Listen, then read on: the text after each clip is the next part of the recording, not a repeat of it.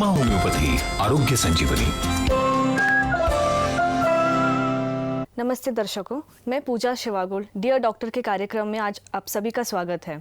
आज का विषय है वेरिकोस वेन्स और इसके बारे में मार्गदर्शक करने के लिए आज हमारे साथ हैं डॉक्टर रीना वाडे शेकोकर। तो सबसे पहले हम उनका स्वागत करेंगे। डॉक्टर, आपका इस कार्यक्रम में स्वागत है। नमस्ते।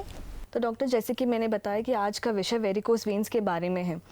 आजकल वेरिकोस वेन्स की समस्या ज़्यादा मात्रा में दिखाई देती है, लेकिन कितने सारे लोगों को वेरिकोस वेन्स के बारे में जानकारी भी नहीं है।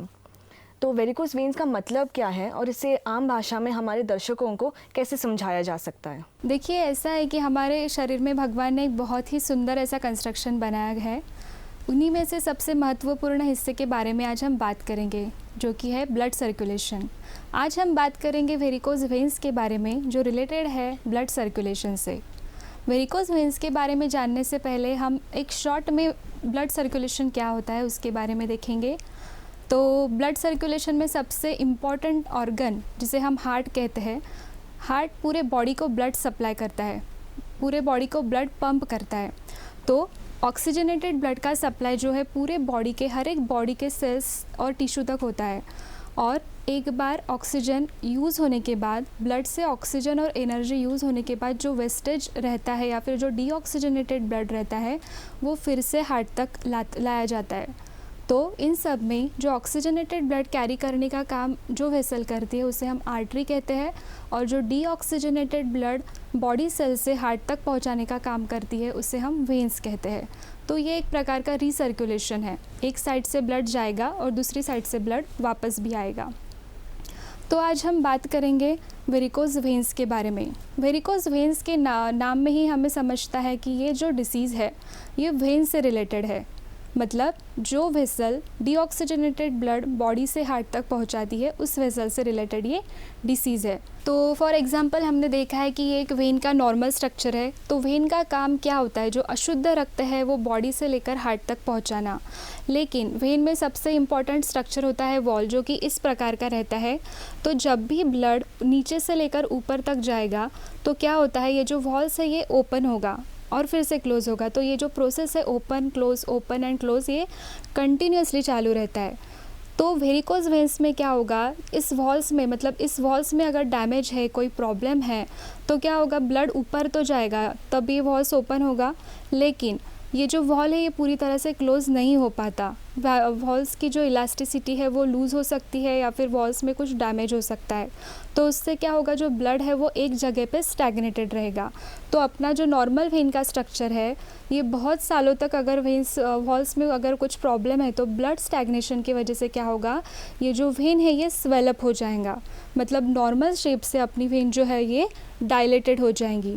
इसी तरह से हम क्या देखते हैं कि वेरिकोस वेन्स में most of the time varicose veins जो है ये लोअर लिम्ब में, मतलब हमारे पैरों में, हमारे थाइज रीजन में दिखती है। नॉट ओनली कि वेरिकोस वेन सिर्फ पैर में ही होती है।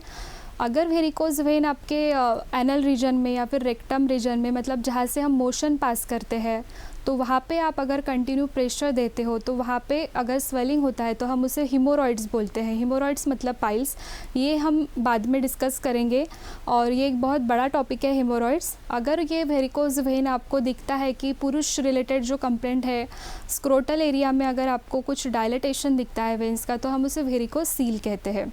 तो आज का हमारा टॉपिक है वेरिकोस वेन, हम उसी के बारे में पूरा डिटेल डिस्कस करेंगे।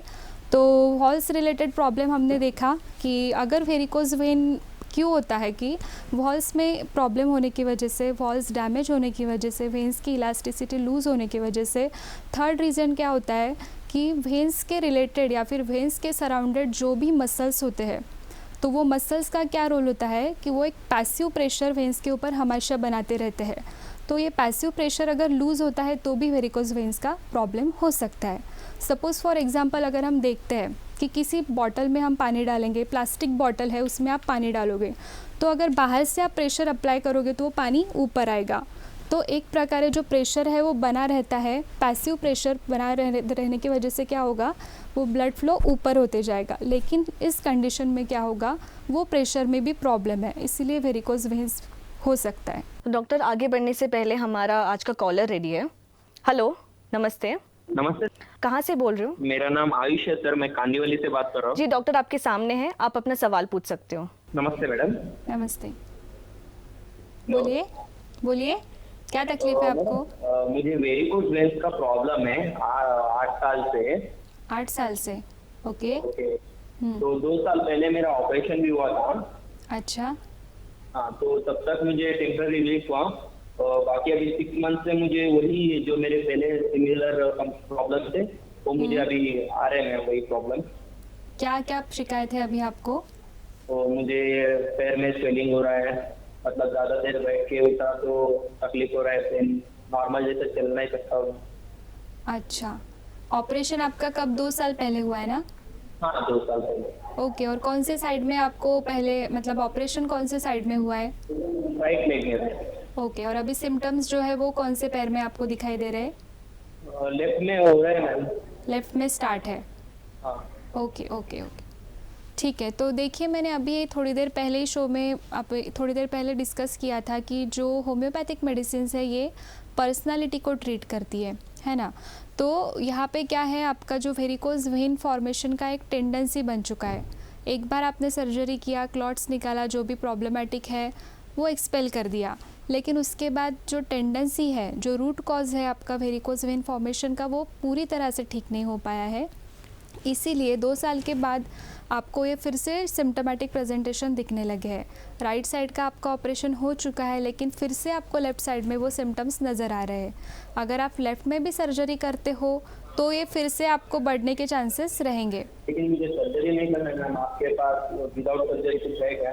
बिल्कुल बिल्कुल, तो हमारे होम्योपैथिक मेडिसिन में हम यही सजेस्ट करते हैं कि जितना हो सके हम विदाउट सर्जरी ही पेशेंट को ठीक करने की कोशिश करते हैं। तो आप कहाँ से हो सर? कांदीवली सर, कांदीवली आपका नियर बाय ब्रांच है रेलवे में? कांदीवली, ओके। तो आपके पास जो भी नज़दीकी हमारी नम्मा वैद्यशाला की ब्रांच है, आप वहाँ पे विज़िट कीजिए। आपके डिसीज़ के बारे में हम आपको पूरी तरह से अच्छे से समझाएंगे, या फिर हमारी होम्योपैथी कैसे काम करती है, हम नम्मा वैद्यशाला में आपको कैसे ट्रीटमेंट दे सकते हैं, ये पूरी तरह से हम आपको बताएंगे। और आपको डेफिनेटली, मतलब हम कुछ ना कुछ क्योर करने के लिए तो हम हेल्प करेंगे।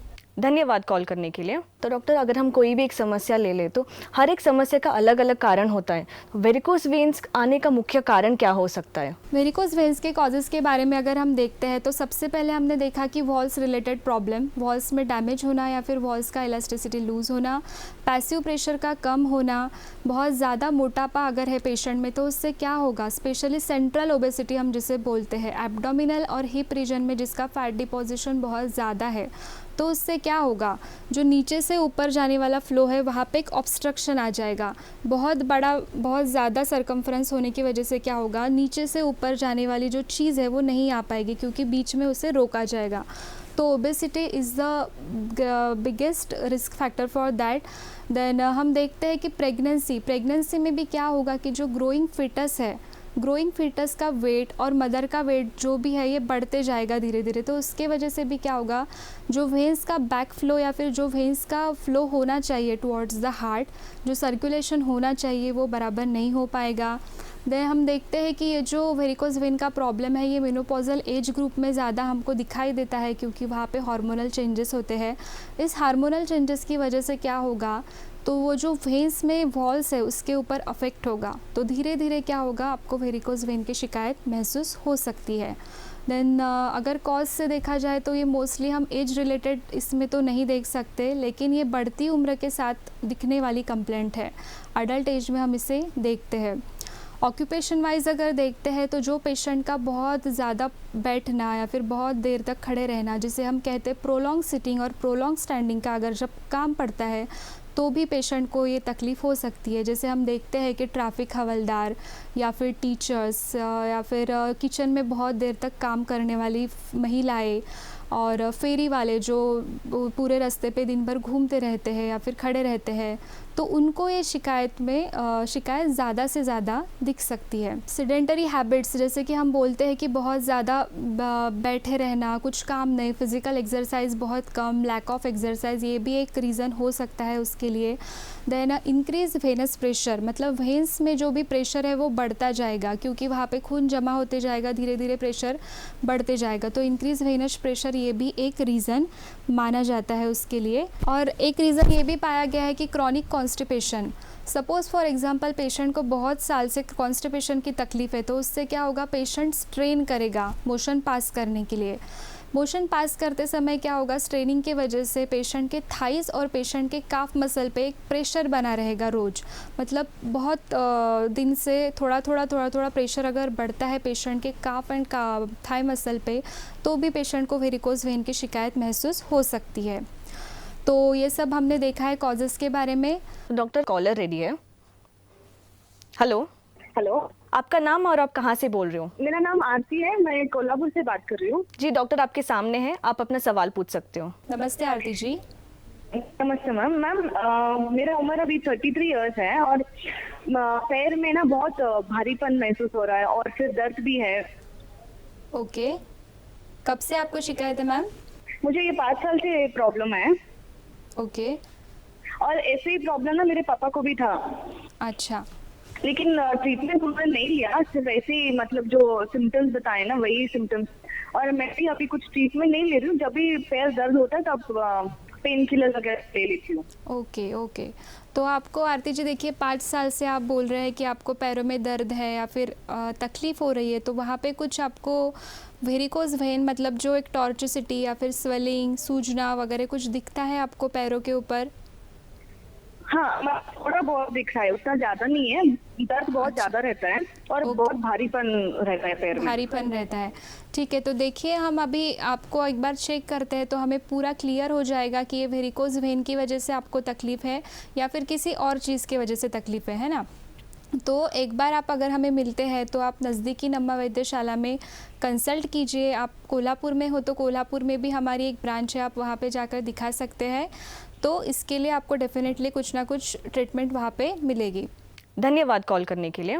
तो डॉक्टर, अभी आपने वेरिकोज वेन्स के बारे में समझाया है, तो हमारे दर्शकों को कैसे पता चलेगा कि उन्हें वेरिकोज वेन्स की समस्या है? मतलब इस समस्या क्या क्या लक्षण हो सकते हैं? पेशेंट को कैसे समझेगा कि हमें एक वेरिकोज वेन है? ठीक है, बहुत बार ऐसा होता है कि हमें समझता ही नहीं है कि वेरिकोज वेन की शिकायत है पेशेंट को, ये तकलीफ़ है। बहुत सारे लोग तो वेरिकोज वेन के बारे में अवेयर ही नहीं है, उनको पता ही नहीं है कि वेरिकोज वेन होता क्या है। तो अगर आपको देखना है कि हमें तकलीफ़ है तो ये क्या है, तो पेशेंट को क्या होता है, पैरों में त्वचा के नीचे एक बैंगनी, हरे, नीले, काले रंग का एक नेटवर्क दिखाई देता है, या फिर नसें जो होती है वो पैर के नीचे, त्वचा के नीचे की जो नसें है वो मोटी फूगी हुई नसें, मतलब जिसे हम बोलते हैं सोलन, टॉर्चुसिटी या फिर डायलेटेशन ऑफ वेन्स, ये हमें दिखता है। तो सबसे पहले मतलब early stage of the symptoms में अगर देखते हैं हम वेरिकोज वेन, तो कोई सिम्टम नहीं मिलेगा, ये असिम्टमेटिक है पहले स्टेज में। लेकिन हमें स्पाइडर वेन, वेरिकोज वेन को हम स्पाइडर वेन से भी जानते हैं। स्पाइडर वेन्स मतलब एक मकड़ी का जाला, एक वेब लाइक स्ट्रक्चर जो कि हरे, नीले, काले या फिर बैंगनी रंग में हमें त्वचा के ऊपरी हिस्से में दिखाई देता है। तो ये जो स्पाइडर वेन्स है ये भी हमें हर एक पेशेंट में डिटेक्ट नहीं हो पाएगा because of the skin complexion. ये हमें फेयर रंग के मतलब गोरे रंग के लोगों में हमें तुरंत नज़र आएगा, और वही डार्क कॉम्प्लेक्शन अगर होता है तो वो हमें जल्दी से नहीं देख सकते because of the high melanin content. तो ये एक अर्ली सिम्टम है। अगर आपको दिखता है कि आपके पैरों के ऊपर स्पाइडर लाइक वेन्स मतलब एक वेब लाइक स्ट्रक्चर आपको दिख रहा है पैरों में, तो आपने इस चीज़ के लिए गौर करना चाहिए और आपने जल्दी से जल्दी इसके लिए ट्रीटमेंट स्टार्ट करना चाहिए, क्योंकि वेरिकोज वेन के तरफ हम ध्यान नहीं देते तो ये धीरे धीरे बढ़ते जाने वाला डिसीज़ है। इसका ऑनसेट भी ग्रेजुअल है, मतलब ये आता भी धीरे धीरे है। ऐसा नहीं कि आप आज देखते हो आपका पैर नॉर्मल है और दूसरे दिन आपको तुरंत नेटवर्क दिखेगा, ऐसा नहीं होता। तो इसका ऑनसेट बहुत ग्रेजुअल है और इसका प्रोग्रेस भी बहुत ग्रेजुअल है, लेकिन ये बढ़ते जाता है अगर समय पे हम इसे ट्रीटमेंट नहीं देते या फिर ऑक्सिलरी लाइन ऑफ मैनेजमेंट नहीं फॉलो करते। तो पहले स्टेज में हमने देखा कि first stage is a spider when, जो कि असिम्प्टोमेटिक है, सिर्फ हमें एक नेटवर्क दिखेगा, हरे नीले काले या बैंगनी रंग में स्किन के त्वचा के नीचे मतलब दिखेगा। सेकंड स्टेज, अगर हम स्पाइडर वेन को नहीं करते हैं, रोकते नहीं है उस जगह पे, तो ये स्टेज जाता है सेकंड में, मतलब varicose vein, proper varicose vein stage. तो यहाँ पे क्या दिखता है हमें, त्वचा के नीचे पैरों के ऊपर एक डायलेटेड सोलन टॉर्चस वेन, मतलब मोटी सूजी फूगी या फिर चौड़ी वेन हमें दिखती है, जो कि सेम लाइक कलर, जो कलर मैंने आपको पहले बोला है हरे नीले काले रंग में ही ये आपको दिखेगा हमेशा। तो इसमें क्या होता है, इसमें हमें थोड़े थोड़े सिम्टम्स आना शुरू होते हैं वेरिकोज वेन के स्टेज में। इसमें आपको पैरों में अकड़ाहट, जकड़न या फिर दर्द होना, जलन होना, पैर दुखना, ये जब सिम्टम है ये आपको दिख सकता है। इसी स्टेज को अगर आप कवर नहीं करते हो, अगर आप ध्यान नहीं देते तो क्या हो सकता है, स्किन चेंजेस हो सकता है। तो वेरिकोज वेन से रिलेटेड जो सराउंडेड एरिया है, जो स्किन है, उसके ऊपर क्या होगा, बिकॉज ऑफ द ड्राइनेस और बिकॉज ऑफ द ईचिंग, वहाँ पे ईचिंग हो सकता है, डर्मेटाइटिस हो सकता है, एक्जिमेटस कंडीशन भी आ सकते हैं। तो ये जो है ये third stage of the varicose vein है, जहाँ पे स्किन चेंजेस हमें नज़र आएंगे।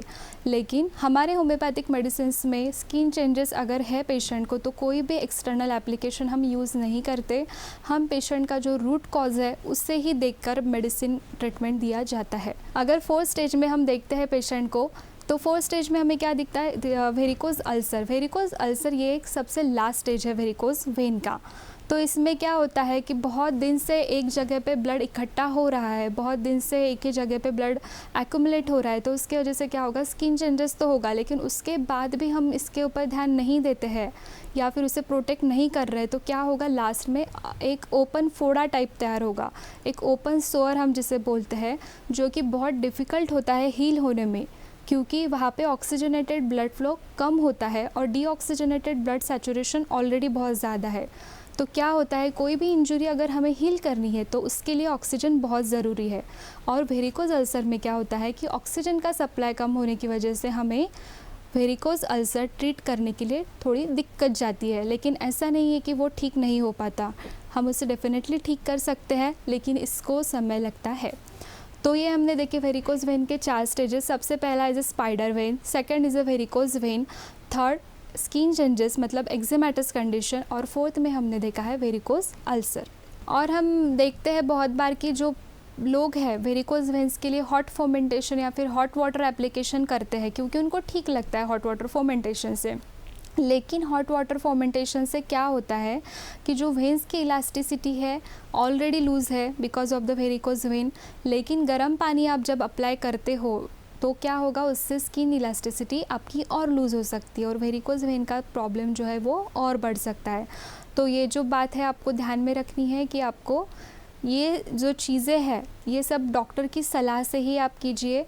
जो भी आपके बैड हैबिट्स है, रूटीन लाइफस्टाइल है, एक्सरसाइज है, ये आप सब प्रॉपरली कीजिए। तो डॉक्टर, थोड़ी देर पहले आपने हमें वेरिकोज वेन्स के लक्षणों के बारे में बताया था, तो अगर हम यही लक्षणों को नज़रअंदाज करते गए तो आगे चलकर इसका क्या परिणाम हो सकता है? तो वेरिकोज वेन्स के कॉम्प्लिकेशंस के बारे में अगर हम बात करते हैं तो वेरिकोज वेन्स ये जो प्रॉब्लम है ये सुपरफिशियल वेन्स से रिलेटेड प्रॉब्लम है। इसमें डायलेटेशन टॉर्चुसिटी जो है ये हमें दिखती है क्योंकि ये सुपरफिशियल वेन्स से रिलेटेड प्रॉब्लम है, लेकिन जो सुपरफिशियल वेन्स है वो इंटरकनेक्टेड है अंदर डीप वेन्स से। बड़ी वाली वेन्स जो है जो कि ब्लड फ्लो ऊपर लेके जाती है, अशुद्ध रक्त को हार्ट की तरफ पहुंचाने वाली जो नलियाँ है या फिर जो वेसल्स है वो एक दूसरे से इंटरकनेक्टेड है। अभी बहुत समय से पेशेंट को वेरिकोज वेन्स की तकलीफ़ है तो क्या होगा, वहाँ पे जो खून जमा हुआ है तो वो इंटरकनेक्टेड जो वेसल्स है, मतलब एक जगह पे बहुत ज़्यादा चीज़ अगर जमती है तो वो दूसरा रास्ता जैसे ढूंढती है, हमको पता है, उसी तरह से वो जो खून है वो डीप वेन्स में जाएगा। तो वो जो खून है वो डीप वेन्स में जाने की वजह से क्या होगा, वहाँ पे क्लॉट फॉर्मेशन होने की संभावना बहुत ज़्यादा बढ़ती है। एक बार अगर क्लॉट फॉर्मेशन हो गया तो ये जो क्लॉट है ये ब्लड फ्लो के थ्रू, ब्लड सर्कुलेशन के थ्रू डीप वेंस में से कहीं भी जा सकता है बॉडी में, और उस वजह से बहुत ज़्यादा एक्यूट कंडीशन कभी भी पेशेंट को झेलना पड़ सकता है, जिसे हम कहते हैं कि एम्बोलिज़म की वजह से पेशेंट को बहुत ज़्यादा तकलीफ़ सहनी पड़ सकती है। क्लॉट हो सकता है, क्लॉट की वजह से थ्रम्बोएम्बोलिज़म हम जिसे बोलते हैं, thromboembolism is a very severe acute condition. Then हम देखते हैं कि बहुत बार डायलेटेशन ऑफ वेंस होती है, तो उसके वजह से क्या होगा, स्किन रप्चर होने की वजह से सीवियर ब्लीडिंग हो सकता है। वो भी एक बहुत ज़्यादा एक्यूट इमरजेंसी है पेशेंट के लिए। पेशेंट बहुत ज़्यादा डर सकता है उस स्टेज में, क्योंकि इतना सारा ब्लीडिंग अगर वो देखता है तो डेफिनेटली पेशेंट को डर लगना मुमकिन है। तो ये सब है complication of the varicose veins. Homeopathic medicine जो है ये नेचुरल सब्सटेंस से बनी होती है, इसका कोई एक साइड इफ़ेक्ट नहीं है, और हम पेशेंट को ठीक करते हैं, उसके डिसीज़ को नहीं। हम पेशेंट के पर्सनालिटी को ठीक करते हैं, उसके सिर्फ सिम्टम्स को नहीं। तो जैसे हमने देखा है कि जो होम्योपैथिक मेडिसिन है ये रूट कॉज ढूंढने में मदद करती है और रूट कॉज के ऊपर काम करती है। तो वेरिकोज वेंस का जो रूट कॉज है हमने अभी देखा, दैट इज़ अ वॉल, जो वॉल्स में डैमेज है वो। Second thing, blood circulation improper, wall damage, elasticity loose होना और इंक्रीज वेनस प्रेशर। तो ये जो चीज़ें हैं ये नहीं दिखती हमें, ये अनदेखी चीज़ें हैं। हमें क्या दिखता है, सिर्फ एक डायलेटेड टॉर्चस वेन्स, स्किन के नीचे एक वेब लाइक स्ट्रक्चर, उसके वजह से होने वाला मांसपेशियों में ऐंठन, जकड़न, बर्निंग होना, काफ मसल में पेन होना, जलन होना, ये जो सिम्टम है ये पेशेंट को फील होता है और दिखता है।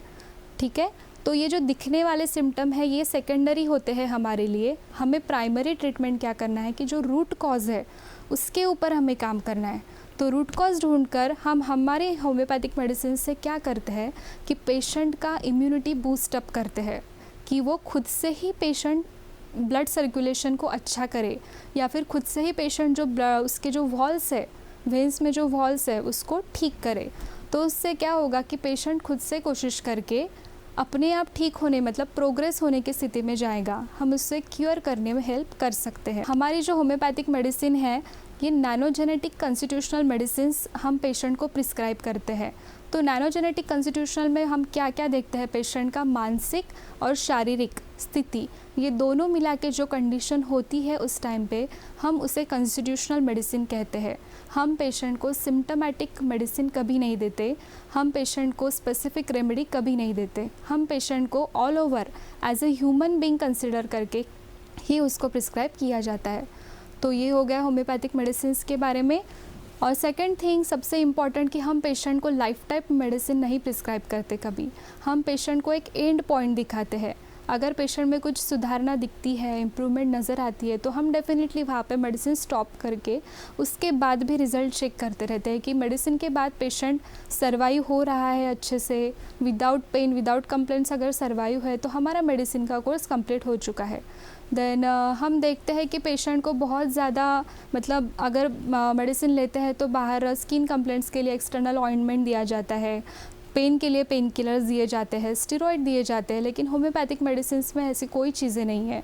बहुत ज़्यादा प्रोग्रेसिव या फिर ग्रेव कंडीशन अगर होती है तो पेशेंट को वेरिकोज वेन के लिए सर्जरी भी बोली जाती है, लेकिन हमारे यहाँ पे हम सर्जरी किसी को सजेस्ट नहीं करते। तो डॉक्टर, आज आपने वेरिकोज वेन्स के बारे में इतनी सारी जानकारी दी, इसका मुख्य कारण क्या है और क्या क्या लक्षणें देखने को मिलता है, और बिना सर्जरी का इसका किस प्रकार नामा वैद्यशाला में इलाज किया जाता है, इन सब के बारे में बताने के लिए और हमारे साथ बने रहने के लिए धन्यवाद। नमस्ते। तो दर्शकों, यदि आपको भी वेरिकोज वेन्स की समस्या है या और कोई अन्य समस्या है तो आप अपनी नज़दीकी नामा वैद्यशाला के शाखाओं में जाकर डॉक्टर से मिल सकते हैं। नामा वैद्यशाला अभी मुंबई, पुणे, कोल्हापुर, सोलापुर और नागपुर लोकमत चौक के पास उपलब्ध है और बहुत जल्द ही औरंगाबाद और नासिक में भी उपलब्ध होने वाली है। डॉक्टर के अपॉइंटमेंट के लिए या और जानकारी के लिए अपने टीवी स्क्रीन के नीचे दिए गए नंबर पर कॉल करें। तो दर्शकों, आज का विषय वेरिकोज वेन्स यहीं पे समाप्त होता है। कल फिर मिलेंगे एक नए विषय पर, तब तक के लिए धन्यवाद। नम्मा होम्योपैथी आरोग्य संजीवनी।